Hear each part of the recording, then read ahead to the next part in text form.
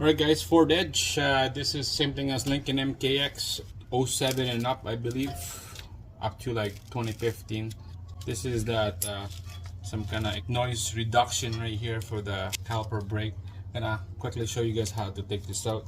You need T27 and then open ends 13 on this one with a flat screwdriver. We're just gonna take out the cap, the cover on this here. Use a flat screwdriver. That's when you put this T27 inside here.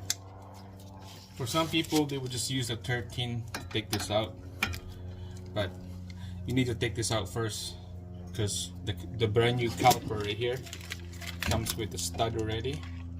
We need to transfer this old one in here, so that's why I'm taking this out. Alright, so let's set this up. There we go. That's how you take this out, guys, just like that. Alright, so just quickly show you the inside of this thing. This is what it looked like right there. There's not much into it. That's where you put the tool in like that to spin it. That's it. Now you can take out this stud right here by using that 13 mil box end, or you can use a socket.